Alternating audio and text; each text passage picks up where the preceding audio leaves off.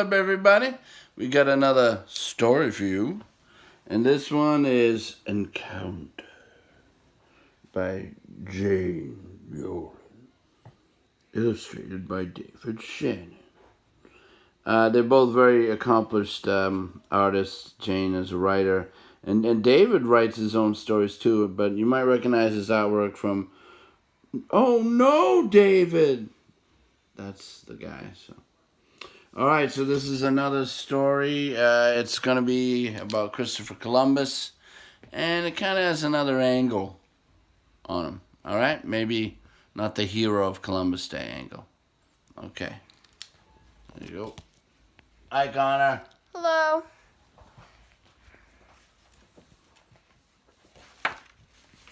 Encounter by Jane Yolen. Illustrated by David Shannon.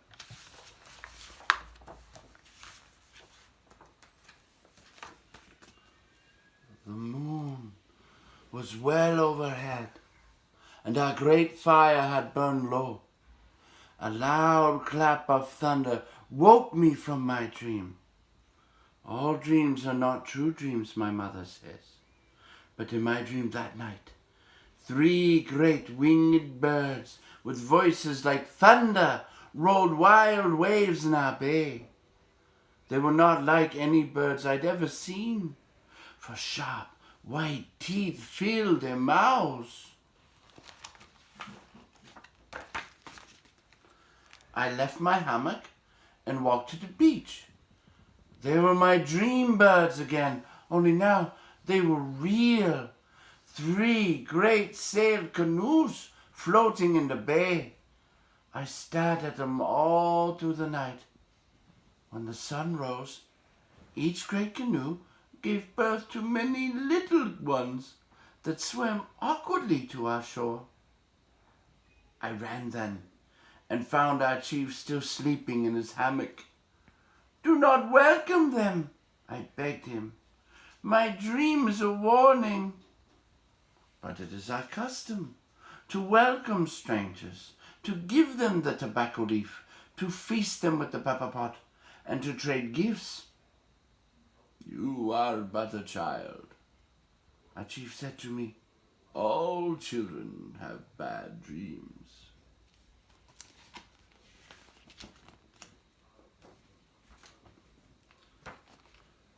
The baby canoes spat out many strange creatures, men, but not men. We did not know them as human beings, for they hid their bodies in colors. Like parrots, their feet were hidden also. And many of them had hair growing like bushes on their chins. 3 of them knelt before their chief and pushed sticks into the sand. And I was even more afraid.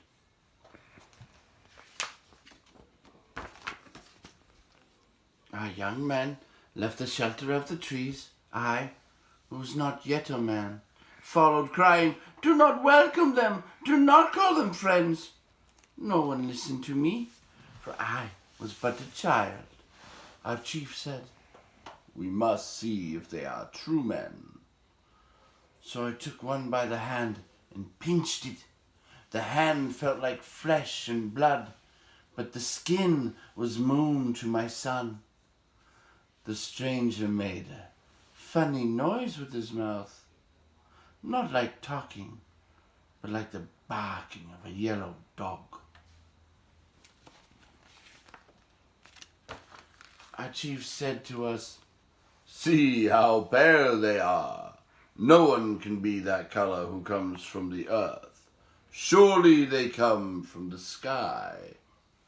Then he leaped before them and put his hands up, pointing to the sky to show he understood how far they had flown. "Perhaps they have tails," said my older brother. "Perhaps they have no feet." Our young men smiled, but behind their hands, so the guests would not feel bad. Then they turned around to show that they had no tails. Our chief gave the strangers balls of cotton thread to bind them to us in friendship. He gave them spears that they might fish and not starve. He gave them gum rubber balls for sport.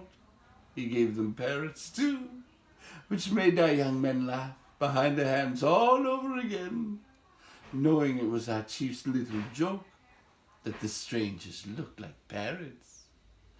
But the strangers behaved almost like human beings, for they laughed too, and gave in return tiny smooth balls the color of sand and sea and sun, strung upon a thread. And they gave hollow shells with tongues that sang chunga chunga. And they gave woven wings that fit upon a man's head and could cover a boy's ears. And for a while I forgot my dream. For a while I was not afraid. So, we built a great feasting fire and readied a pepper pot and yams and cassava bread and fresh fish.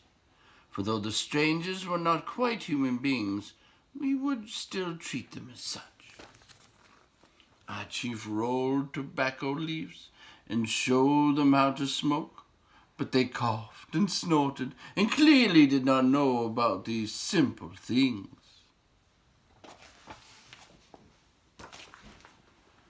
Then I leaned forward and stared into the chief's eyes. They were blue and grey, like the shifting sea. Suddenly, I remembered my dream and stared at each of the strangers in turn. Even those with dark human eyes looked away, like dogs before they are driven from the fire. So I drew back from the feast, which is not what one should do. And I watched how the sky strangers touched our golden nose rings and our golden armbands, but not the flesh of our faces or arms. I watched their chief smile. It was the serpent's smile. No lips and all teeth. I jumped up crying, "Do not welcome them!" But the welcome had already been given. I ran back under the trees, back to the place where my zemi stood. I fed it little pieces of cassava and fish and yam from the feast, and then I prayed, "Let the pale strangers from the sky go away from us." My zemi stared at me with unblinking wood eyes. I gave her the smooth balls the stranger had dropped in my hand. "Take these eyes and see into the hearts of the strangers from the sky. If it must be, let something happen to me to show our people what they should know." My zemi was silent. It spoke only in dreams. Indeed, it had spoken to me already.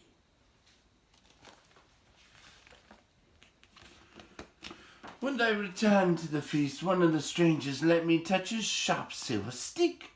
To show I was not afraid, I grasped it firmly, as one would a spear, but it bit my palm so hard the blood cried out. But still no one understood, no one heard. They did not hear because they did not want to listen. They desired all that the strangers had brought, the sharp silver spear, round pools to hold in the hand that gave a man back his face, darts that sprang from sticks with a sound like thunder that could kill a parrot many paces away. We were given none of these, only singing shells and tiny balls on strings. We were patted upon the head as a child pats a yellow dog. We were smiled at with many white teeth, a serpent's smile.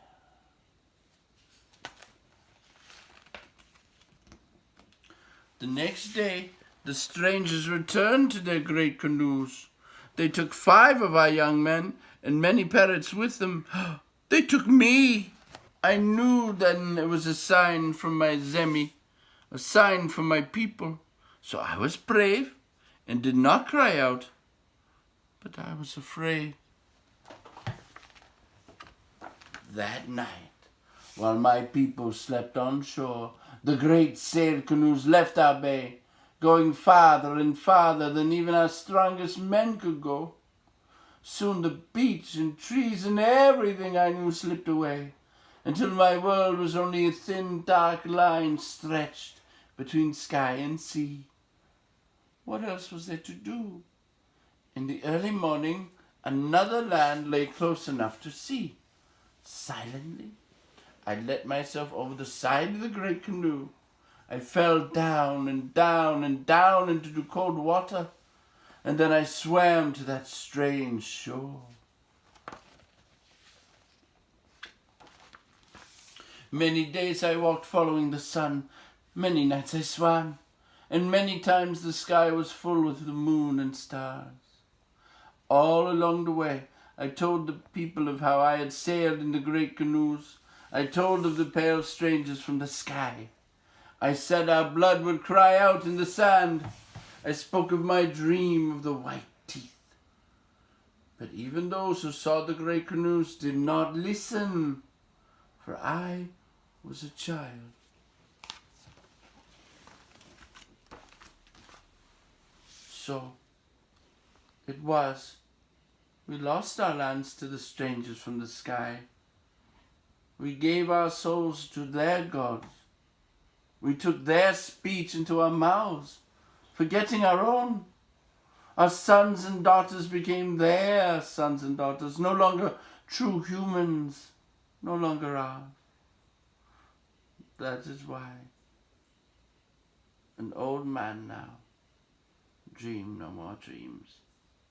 That is why I sit here, wrapped in a stranger's cloak, counting the stranger's bells on a string, telling my story.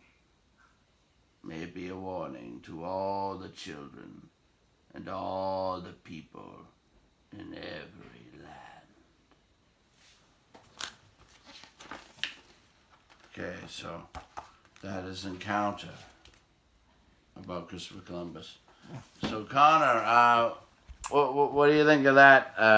What is that trying to say, Columbus? Good hero? No. No.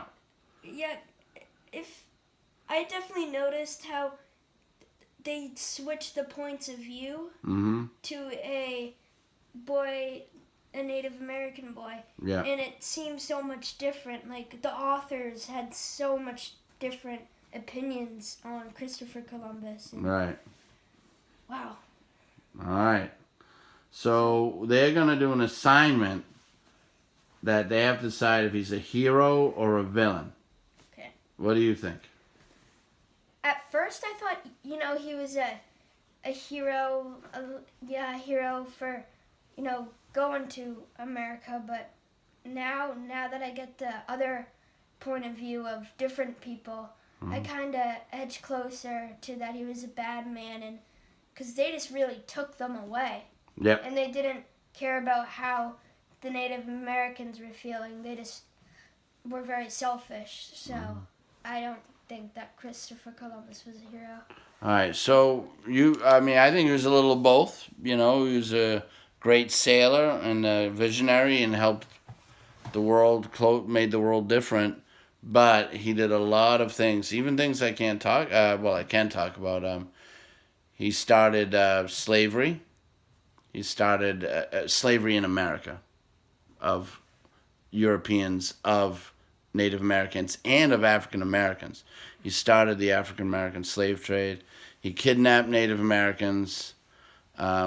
He did a lot. He did not treat them well at all. All right, so you get to decide. You get to pick which side, and you will not be graded on what you pick, hero or villain. You'll be graded on how well you defend your answer. All right. Well, have a good time writing. Good writing. Good luck.